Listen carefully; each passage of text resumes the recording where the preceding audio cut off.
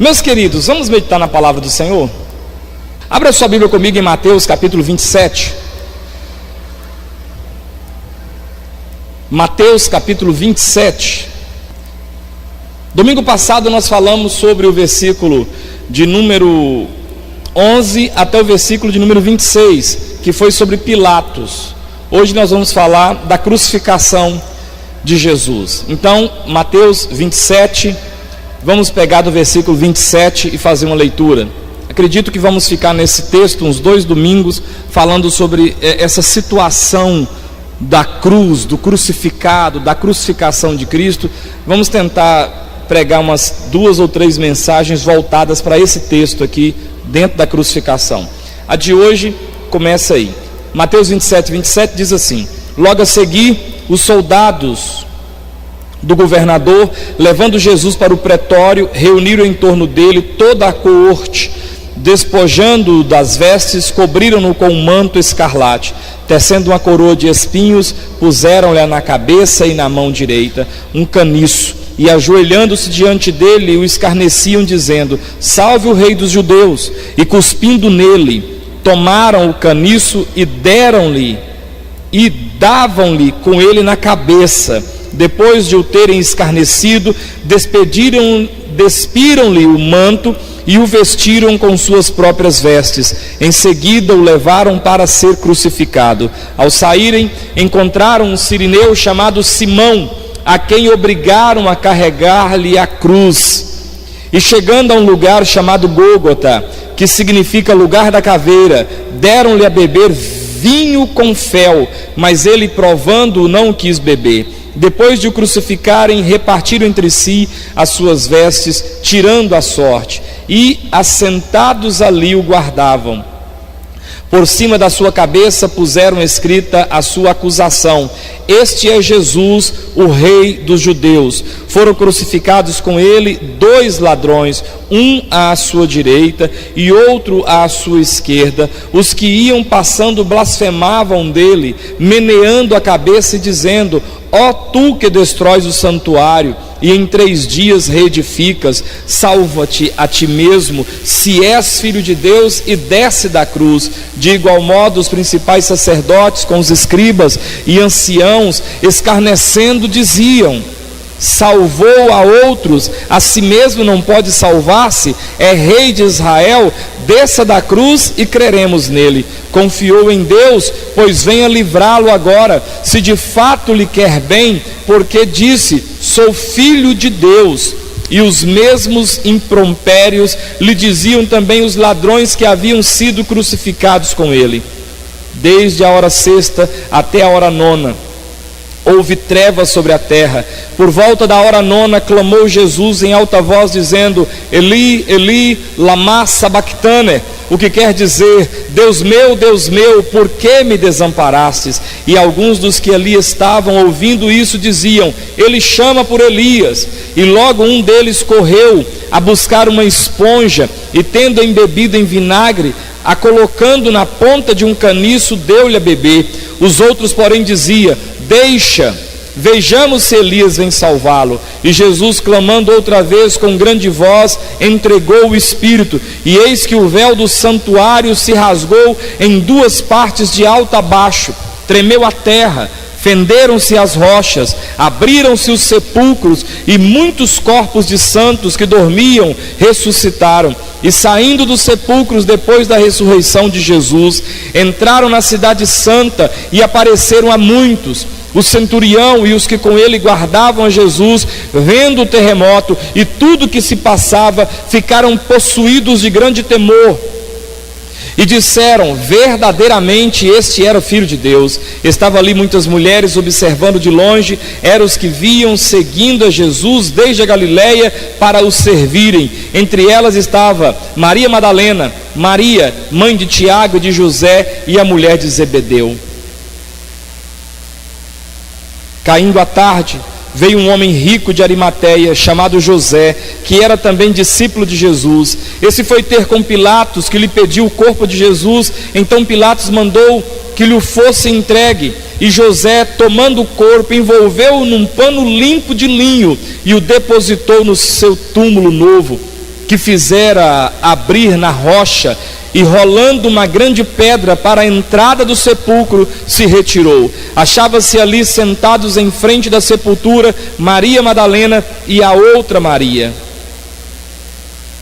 No dia seguinte, que é o dia depois da preparação, reuniram-se os principais sacerdotes e os fariseus, e dirigindo-se a Pilatos, disseram-lhe: Senhor, lembramo-nos de que aquele embusteiro, enquanto vivia, disse: depois de 3 dias ressuscitarei. Ordena, pois, que o sepulcro seja guardado com segurança até o 3º dia, para não suceder que, vindo os discípulos e roubem, depois digam ao povo: ressuscitou dos mortos, e será o último embuste pior do que o primeiro. Disse-lhe Pilatos: aí tende uma escolta, ide guardai o sepulcro como bem vos parecer. Indo eles, montaram guarda ao sepulcro, selando a pedra, deixando ali a escolta. Amém? Esse texto é o texto da crucificação de Jesus. É o texto, digamos, mais importante do Evangelho. Ele é o ponto alto de toda a narrativa das biografias de Jesus, dos 4 evangelhos que vão narrar as biografias de Jesus. Cada um, Mateus, Marcos, Lucas e João, vão contar a história de Cristo. Agora, no final de Mateus, nesse texto que acabamos de ler, é o texto que fala-nos da crucificação.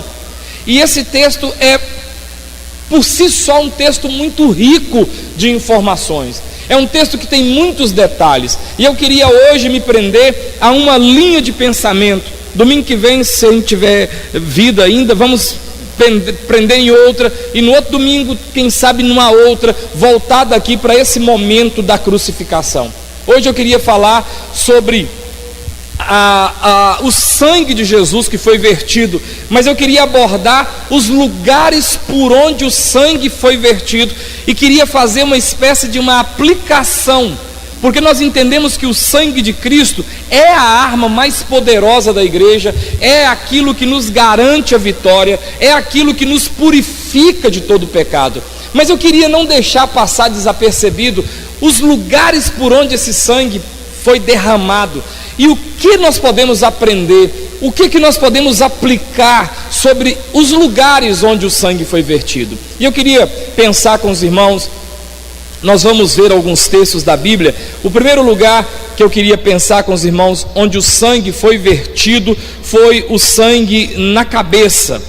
Mateus 27, versículo 28 e 29, eu já vou falando do texto e lendo. Mateus 27, 28 e 29, diz assim: despojando-o das vestes, cobriram-o com um manto escarlate, tecendo uma coroa de espinhos, puseram-lhe na cabeça e na mão direita um caniço, e ajoelhando-se diante dele, escarneciam, dizendo: salve os judeus, salve o rei dos judeus.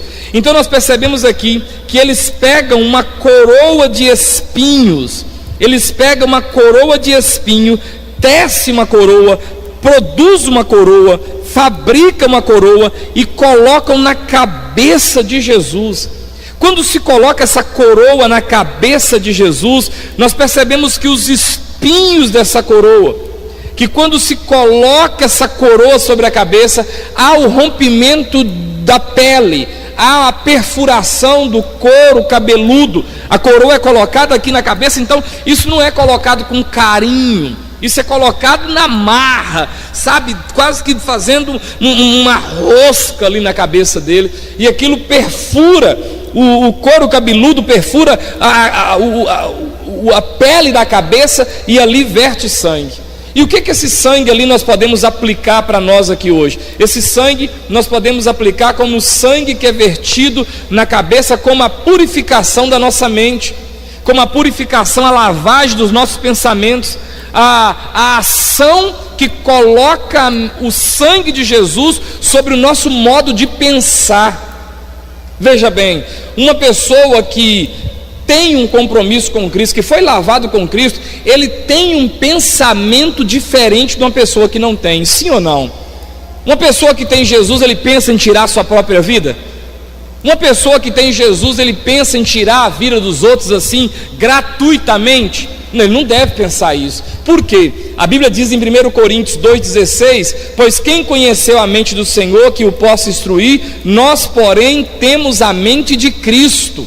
Ou seja, o sangue que foi vertido no couro, aqui na cabeça de Jesus, foi um sangue que lava, que veio também para lavar a nossa forma de pensar, que veio nos redimir dos pensamentos vãos. Quantos pensamentos passam, na verdade toda ação é fruto de um pensar errado. Toda ação errada, ela só aconteceu porque houve um pensamento errado. Tanto que quando uma pessoa ele comete um crime lá, na ação, no calor daquela reação, foi um crime passional, foi um crime, quem sabe, onde ele se defendeu. Mas todo crime que a pessoa recua, pensa, é um crime premeditado. É um crime que a pessoa parou, ela pensou: o Zé passa por ali, o Zé vem dali cansado, o Zé passa ali com a marmita na bicicleta, eu vou pegar o Zé ali, porque ele tem que descer para abrir o colchete. Esse crime, ele é majorado na sua punição, exatamente por quê? Porque ele teve uma premeditação. Pois o sangue de Jesus derramado na cabeça é exatamente para purificar o nosso pensamento. É por isso que Paulo vai dizer que nós temos a mente de Cristo. É por isso que Paulo vai dizer que nós temos uma mente diferente. Isaías capítulo 1, versículos 5 e 6, o profeta diz assim: porque a vez de ainda ser feridos, visto que continuais em rebeldia, toda a cabeça está doente e todo o coração enfermo, desde a planta do pé até a cabeça não há nele coisa sã, senão feridas, contusões e chagas inflamadas, umas e outras, não espremidas, nem atadas, nem amolecidas com óleo. Isaías está fazendo um vislumbre da mente, da cabeça, do pensamento de um homem que não tem Deus. Por isso que o sangue que foi derramado na cabeça fala-nos de lavar a mente, de purificar a cabeça da gente. Você já conversou com alguém que tudo que você fala com ele, ele tem uma maldade na conversa? Essa pessoa pode ter dois tipos de maldade: maldade do tipo sexo, do tipo promiscuidade, ou maldade do tipo de prejudicar alguém. Tem gente que é assim. Tudo que ele faz, tudo que ele age no serviço, ele está sempre delatando, ele está sempre, fazendo um questionamento. Por quê? Porque existe uma mente maligna, uma mente maldosa sobre aquilo dali. Coloque a sua mão sobre a sua cabeça, diga: o sangue de Jesus lava minha mente, lava meus pensamentos, que meus pensamentos sejam pensamentos abençoados, em nome de Jesus. Isaías capítulo 50, versículo 2, o versículo 6, Isaías 50, versículo 6, fala-nos sobre um segundo sangue, o sangue do rosto. Olha o que diz lá no profeta Isaías acerca da crucificação de Jesus: ofereci as costas aos que me feriam e a face aos que me arrancavam os cabelos, não escondi o rosto aos que me afrontavam e me cuspiam. Quando eles arrancaram a barba, agarraram o pelo da barba e arrancaram a barba de Jesus, aquilo também rompeu, aquilo rasgou a pele, e aquilo também brotou sangue. E o que nós podemos aplicar esse sangue sendo derramado do rosto, aqui da fronte aqui do Senhor Jesus? Isso nos fala de purificação da boca, de purificação dos olhos, purificação dos ouvidos. Isso fala a respeito da nossa identidade, isso fala das nossas características, como da nossa definição de caráter. Então, quando o sangue também é vertido no rosto de Jesus, nós podemos aplicar esse sangue como que sendo derramado para purificar nossa boca. Vocês lembram de Isaías? Diz a Bíblia que o profeta, no ano da morte do rei Uzias, teve uma visão do Senhor e disse: ai de mim que vou perecendo. E ele fala assim: porque sou um homem de lábios impuros, e eu habito no meio de um povo de impuros lábios, e os meus olhos viram o Senhor. Diz a Bíblia que um anjo voando lá, pegou uma tenaz do altar e trouxe e queimou os lábios do profeta Isaías e disse: vê, isso queimou a iniquidade da sua boca. Então, quando nós vemos aqui, o sangue sendo derramado da barba, aqui do arrancado pelo, nós podemos dizer que esse sangue é para purificar a boca, é para purificar o modo de falar. A palavra diz que Pedro estava negando Jesus, e mesmo ele se esforçando para negar Jesus, a mulher falou assim: não adianta você tentar negar, sua fala, seu modo de falar está te denunciando. O cristão, ele tem um modo de falar, ou pelo menos deveria ter, diferente daquele que não tem Deus. O nosso modo de falar é um modo que expressa fé, é um modo que expressa confiança, é um modo que expressa esperança. A nossa boca precisa ter um dialeto, ter uma canção diferente do que o mundo tem. O mundo tem uma palavra de desespero, o mundo tem uma palavra de sofrimento, pois a nossa boca precisa liberar palavras que trazem esperança. Você vai visitar uma pessoa doente e vai falar assim: a minha avó morreu assim, sabia? Começou como não queria nada, tadinha, morreu. Isso é esperança? Não. Também esse sangue purificou os olhos, purificou a boca, purificou os ouvidos. Eu queria mostrar essa questão do sangue ser derramado para purificar a fronte, aqui, esses órgãos aqui que estão aqui na frente. Efésios capítulo 4, 29 diz assim: não saia da vossa boca nenhuma palavra torpe, e sim unicamente a que for boa para edificação, conforme a necessidade, assim transmita graça aos que ouvem. Tiago, capítulo 3, versículo 10 e 12, ele diz assim: de uma só boca procede bênção e maldição. Meus irmãos, não é conveniente que essas coisas sejam assim. Acaso pode jorrar da mesmo lugar o que é doce e o que é amargoso? Acaso, meus irmãos, pode a figueira produzir azeitonas, ou a videira figos? Tampouco fonte de água salgada pode dar água doce. Esse sangue que é derramado no rosto, ao arrancar da barba, esse sangue é para purificar nosso olhar, é para purificar nossa boca, é para purificar nossos ouvidos. Esse sangue que é derramado na cabeça, é para purificar nossa mente, é para a gente ter uma mente sadia, uma mente abençoada, uma mente que não pensa em suicídio, que não pensa em homicídio, uma mente que não pensa em destruir os outros, uma mente diferente. Coloque a sua mão assim, tipo assim, você colocou na cabeça, agora coloca assim, é só um ato mesmo. Diga: meu Deus, purifica meus olhos, purifica minha boca, purifica meus ouvidos, em nome de Jesus. Zacarias capítulo 13, versículo 6, terceiro lugar por onde o sangue é derramado. Se alguém lhe disser, Zacarias 13, 6, se alguém lhe disser: que feridas são essas nas tuas mãos? Responderá ele: são as feridas com que fui ferido na casa dos meus amigos. Um terceiro lugar que houve também ferimento, que houve rompimento da pele e que também provocou um derramar de sangue, foi nas mãos de Jesus, onde os cravos entraram.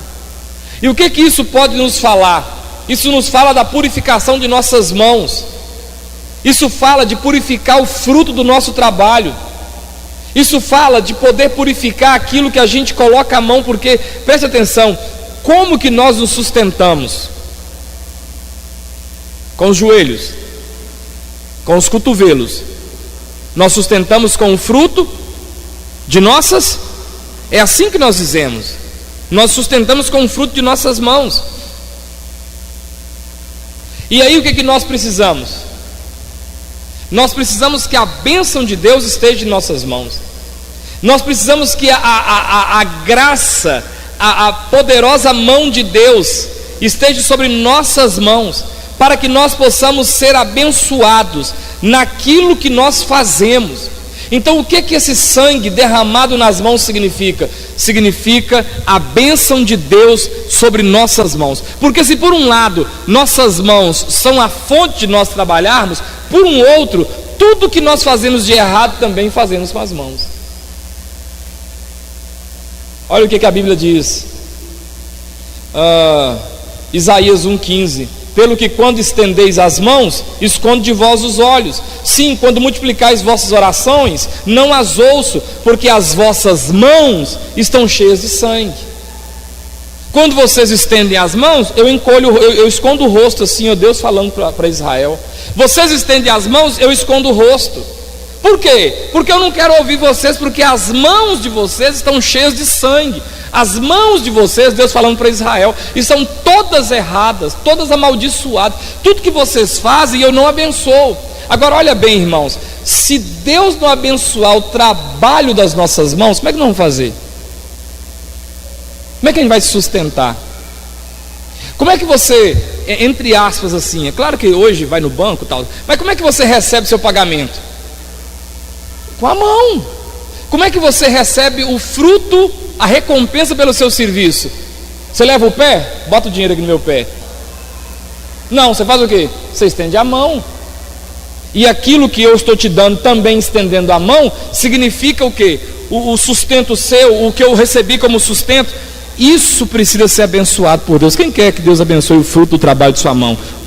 Claro, eu preciso ser abençoado por Deus. E aí esse prego, esse cravo, né, traspassando as mãos de Jesus, fazendo derramar sangue, nós podemos aplicar isso aqui como que abençoando o nosso trabalho, abençoando o nosso serviço, abençoando a luta do dia a dia, para que onde a gente colocar a mão, Deus venha colocar a sua bênção, para que onde nós colocarmos a nossa mão, as coisas venham dar certo.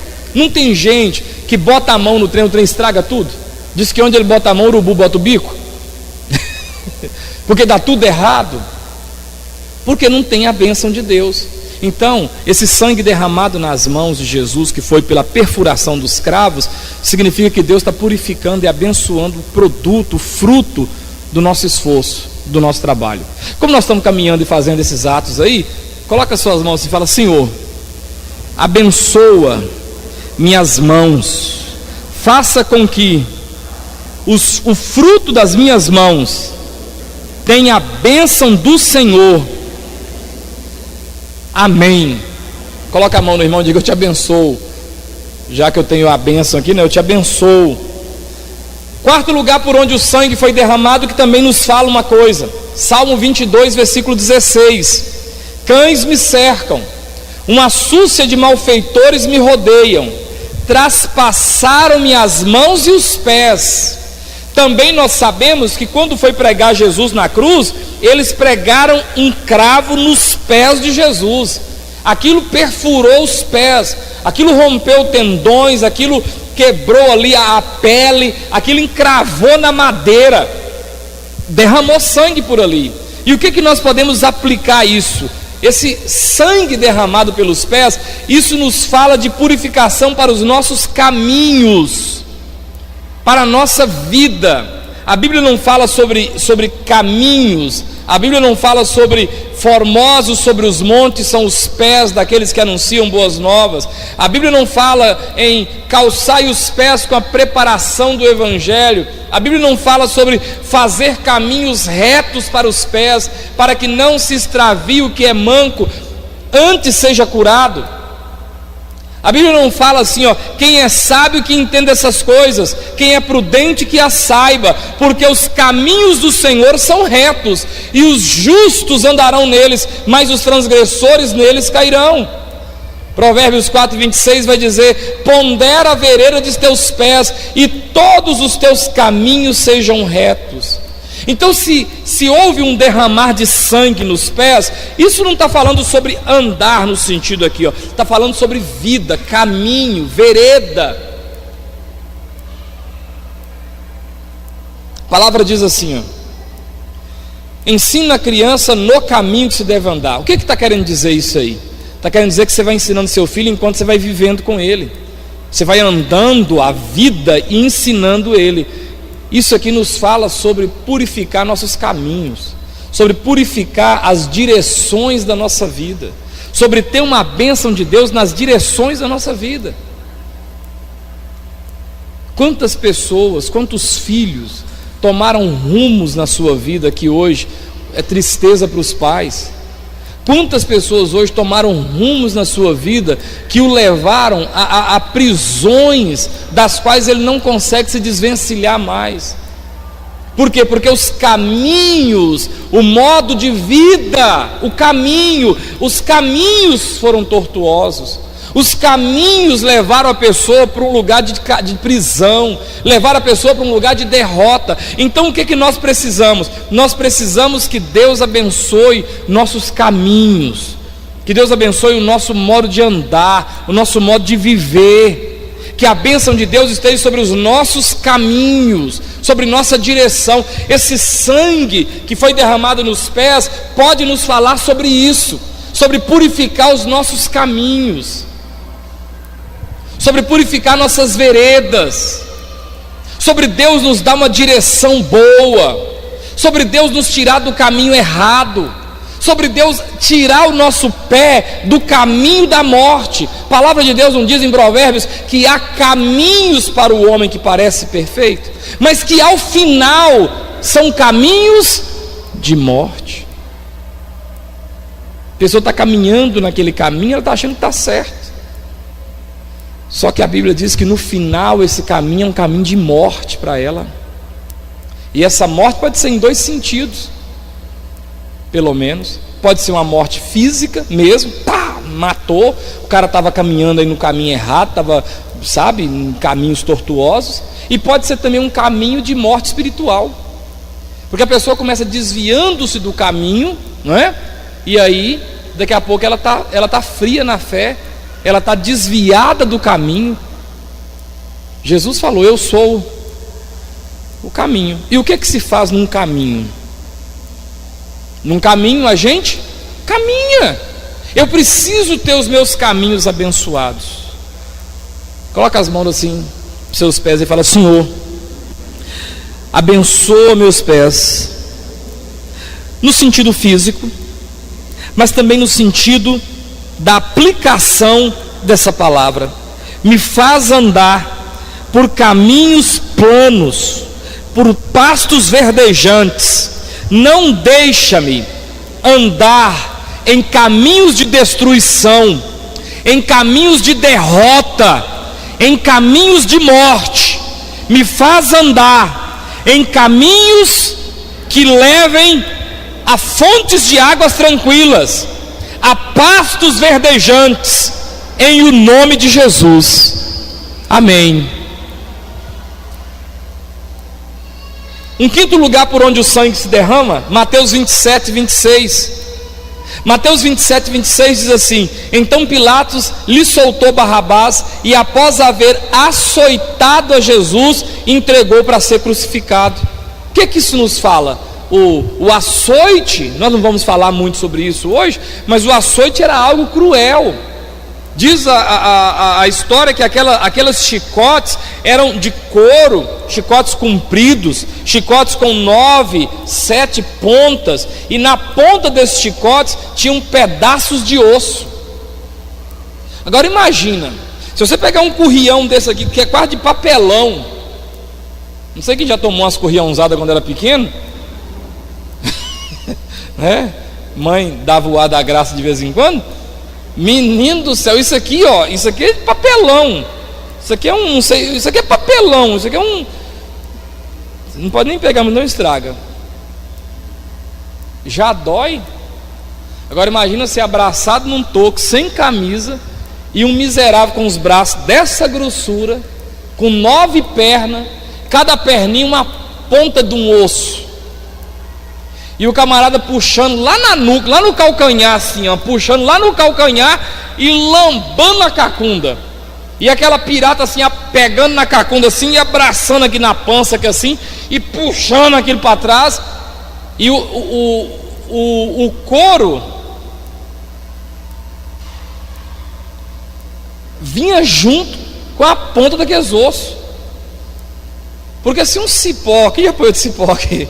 Se o cipó levanta um calombo dessa grossura aqui, você imagina uma pirata, rapaz. Moço, Jesus aguentou o trem demais por nossa causa. Agora, se o cara me der uma piratada, eu volto, eu morro dele vivinho. Pode ser do tamanho, eu morro dele todinho. Sabe quantas piratadas era? 50 menos 1, é 49 piratadas. Agora você multiplica, cada chicote tinha 9 pontas. Ou quando eles soltaram Jesus, não tinha cor nas costas mais não. Não tinha cor nas costas. Você vê esses filmes aí, ó. Às vezes um filme igual Django Livre, o cara vai dar uma chibatadas lá. Rapaz, aquele bate assim que o couro, né? Fica as marcas das costas. Agora imagina, aquilo era só bater para dar um medo. Agora imagina bater para matar daqui a pouco. Moço, uma pessoa apanhar de pirata, acho que ela prefere ver o cão do que apanhar de pirata, pois Jesus apanhou de pirata 49 chibatadas, que era o que a lei permitia. Olha que lei endemoniada, né? Não pode dar 50 não, tem que dar 49.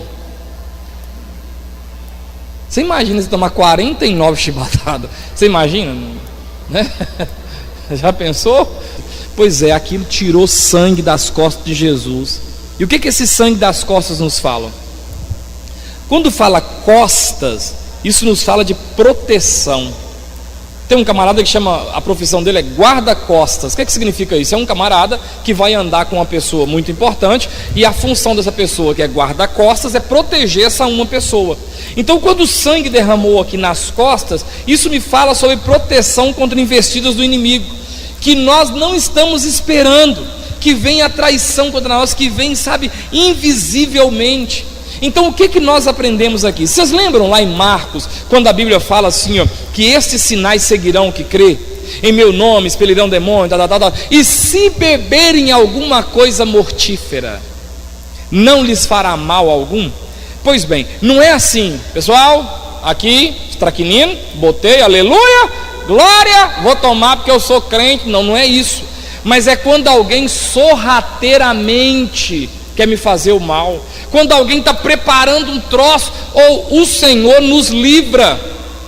Amém ou não amém? Você crê que o Senhor te livra? Livra. E esse sangue derramado nas costas fala sobre isso.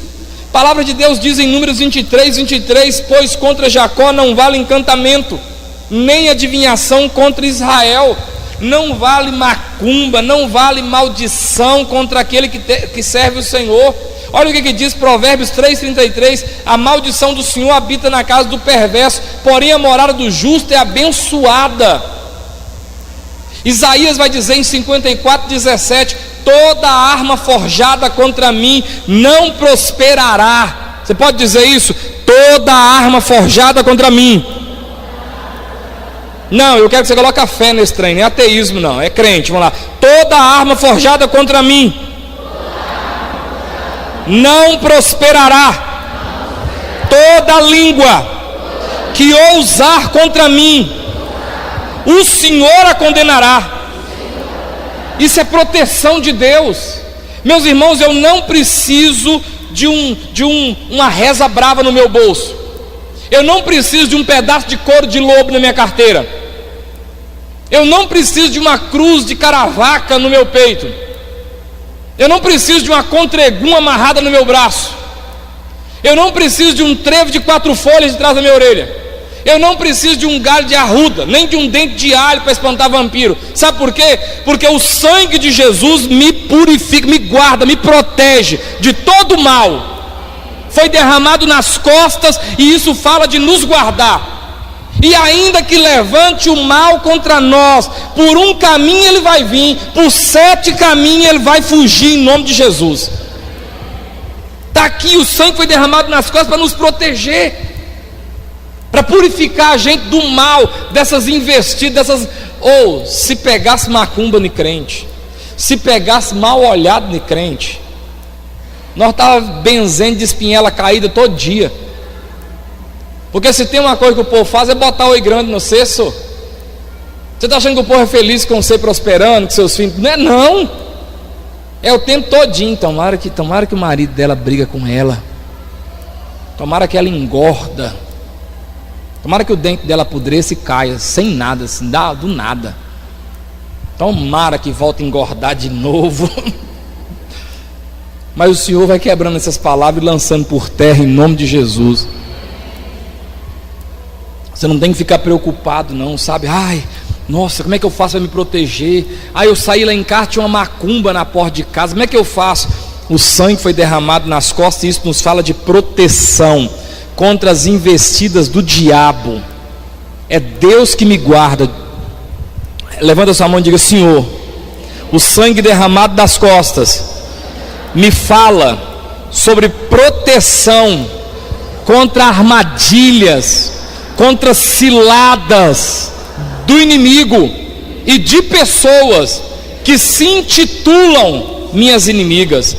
Mas contra o servo de Deus não vale maldição, não vale mau agouro, não vale feitiço, não vale palavra maldita, porque o sangue de Jesus me guarda. Aleluia. E todo mundo que deseja seu mal tenha saúde e vida para ver você prosperar e ser abençoado. Todo mundo você vai ter saúde, que você vai ver Deus me abençoar. Não precisa ficar, não, ai meu Deus, como é que eu faço? Eu tenho que ir fazer uma campanha do 7 sal grosso. Precisa não, senhor. Você tem Jesus na sua vida? Você tem tudo que você precisa. Jesus nos livra de coisas que a gente fala assim: meu Deus do céu, como é que o senhor me livrou disso? Como é que o senhor me livrou dessa morte aqui? Como é que o senhor me livrou desse assaltante? Como é que o senhor me livrou desse acidente de morte? Quem já teve livramento de morte aqui, ou parente seu que teve? Irmãos, Deus, você não tem o que falar, é Deus, né? Esses dias a irmã estava no carro, o carro capotou, até parar. E ela saiu do carro em pé e ainda viu o carro todo capotado lá. Era para ter morrido. Esses dias a outra com o marido, a família, vai para Divinópolis, bum, de frente com a carreta. Um carro, um Fiat Uno, bater de frente com a carreta, irmãos, é morte na certa, morreu ninguém.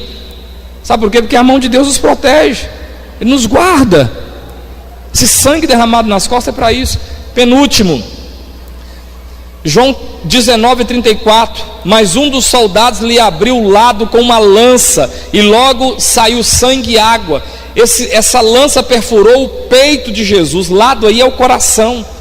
O guarda meteu ali a lança traspassou a costela e entrou no peito e traspassou o coração. E diz a Bíblia que saiu sangue e água. Quer dizer, o corpo sugou todo o líquido para o coração, numa tentativa de não morrer, né? O corpo tem essa coisa de não querer morrer. Aí o que aconteceu? Derramou o sangue do coração. O que isso nos fala? Isso fala de proteger nossos sentimentos. Isso fala de proteger nossas emoções. Meus irmãos, um servo de Deus tem que ter o coração muito guardado pelo Senhor. Por quê? Para você não odiar, para você não ficar com ódio das pessoas, para você não ficar guardando rancor no seu coração, para você não ficar magoado e aquela mágoa te consumir.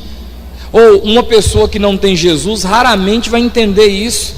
Quando você vai falar de perdão para uma pessoa que não foi transformada pelo poder de Jesus, ela não entende não, sabe por quê? Porque o mundo não perdoa. O povo, ninguém perdoa, não. O povo quer é o que? A vingança, porque a vingança é um prato que você come o quê? Frio, né? Para mim vingança é um prato que você come no inferno, porque nós não podemos vingar. O Senhor Deus diz: minha é a vingança, quem vinga sou eu, não é você. Você tem que pedir a Deus. Isso aqui fala sobre guardar o coração. Quem já ouviu alguém que não, seu parente, sua mãe, seu parente, falar com você assim: depois que você virou crente, você ficou, foi bobo, todo mundo faz o que quer com você, você perdoa. Quem já ouviu isso? Ninguém nunca ouviu isso? Bom sinal. Sinal que o evangelho mudou seu coração mesmo. Porque se você é como era antigamente, você ia correr atrás, você ia caçar encrenca. Não, eu vou lá que eu vou mostrar. Não, eu vou tirar essa conversa limpa. Não, eu vou lá porque eu sou homem, porque eu sou mulher, porque eu não aceito, porque ninguém faz isso. E hoje, como é que a gente faz? Deixa pra lá. Não quero saber não. Não, pode falar. Eu tenho que minha consciência limpa. Eu sei o que eu fiz, o que eu não fiz. Se a gente for falar, for ficar prestando conta, for ficar correndo atrás, você não faz nada. Porque se tem uma coisa que o povo faz é causa. Por isso que o coração, você tem que entender que o Senhor derramou o sangue dele para limpar seu coração. Meu irmão, não deixa mágoa, não deixa rancor, sabe? Guardar o coração de sentimentos que não são de Deus. Quando as pessoas vão guardando mágoa no coração, vai montuando mágoa sobre mágoa. Não, eu tenho uma mágoa de fulano. Ah não, eu tenho uma dor no coração de fulano, porque fulano fez isso comigo. Ah não, fulano falou aquilo. Ah não, teve um pastor naquela igreja que eu era membro e falou isso comigo. Ah, minha cunhada falou isso, a minha sogra. E a gente vai remoendo mágoa no coração, vai ficando aquele coração negro, aquele coração escuro, com raiva de um, com raiva do outro, com raiva de um filho, com raiva de um irmão, com raiva da mãe, com raiva do pai, e querendo servir a Deus, e não consegue ficar esses dois espíritos no mesmo coração, porque onde está o Espírito de Deus, o Espírito do mal não fica. Onde o Espírito do mal está, o Espírito de Deus não fica, e fica essa coisa, esse sofrimento. Você limpa o coração, amém? Limpa seu coração, hoje mesmo. O sangue foi derramado no coração para lavar seus sentimentos. Limpa esse coração seu, jogue isso para lá, pastor, mas não é justo. Não é justo, está certo, mas larga para lá, deixe isso para lá. Olha, esse trem é um ditado chulo, mas é igual aquele negócio: quanto mais você mexe, mais fede. Larga isso para lá, esquece isso. Segue sua vida, meu filho, segue sua vida, minha filha. Se a gente for ficar correndo atrás de tudo, a gente endoida. Se for ficar tirando satisfação de tudo, você fica louco. Você fica doido, justificando para um, justificando para outro. Aí você não come, você não dorme, sua pressão aumenta, você tem que tomar remédio para dormir, toma remédio para fazer digestão, depois toma remédio para parar de fazer digestão, que está fazendo digestão demais. Toma remédio para emagrecer, depois toma remédio para engordar. Rapaz, você não vive. Olha, coloca a sua mão sobre o seu peito esquerdo, que eu acho que o coração está aí por aí assim. Diga comigo: Senhor, o sangue de Jesus foi derramado também no coração. A Bíblia diz que o coração é a sede das nossas emoções. Guarda meu coração. Tua palavra diz: sobre tudo que se deve guardar, guarda o coração, porque dele procede as saídas da vida. Me ajuda a perdoar, Senhor. Me ajuda a receber o perdão. Me ajuda a amar aquele que é difícil de ser amado. Me ajuda a perdoar aquele que me magoou, em nome de Jesus, amém? E para finalizar, Lucas 22, vem comigo em Lucas 22. Lucas 22, versículo 44. Talvez você fale assim: gente, mas só derramou sangue na cabeça, no rosto, nas mãos, nos pés e no coração, né? E no coração, e mais o que? Coração, nas costas. Então, mas ficou faltando muita coisa ainda para derramar sangue, para purificar. Mas Lucas 22, 44 resolve isso. Diz assim, ó: e estando em agonia, orava mais intensamente, e aconteceu que o seu suor se tornou como gotas de sangue caindo sobre a terra. Quem entendeu isso aqui? Ficou faltando algum lugar? Não, então o suor virou sangue. Não teve uma parte do corpo de Jesus que não sangrou. Sabe o que eu aprendo com isso aqui? Eu aprendo que essa é proteção total. Proteção de dentro, proteção de fora, proteção do lado, de baixo, de cima, de tudo quanto é lugar. O sangue de Jesus tem poder para nos purificar de todo mal. Não tem nada contra nós, não vale encantamento, não vale maldição, não vale praga, não vale nada. O sangue dele guardou, lavou. O que ficou faltando ele suou, que é para não ter problema, porque poros você tem sobre todo o seu tecido, toda a parte da sua da sua pele, tem poros para tudo quanto é lugar. E diz a Bíblia que o suor dele, suor sai por onde? Pelos poros. Olha como é que está aqui, ó. Tudo quanto é lugar sai suor. Então onde saiu o suor, minou sangue. Quer dizer então que a lavagem, a proteção é completa. Glória a Deus. Você não precisa preocupar com arrumar uma ajuda para te proteger. Jesus te protege completamente. Completamente Ele te guarda. Completamente Ele te protege de todo mal, de toda ação maligna. Ele está te lavando, te guardando, te perdoando, te protegendo de tudo. Vamos ficar em pé em nome de Jesus? Vamos fazer uma oração. Talvez você está aqui essa noite, você está sentindo necessidade, sabe, de fazer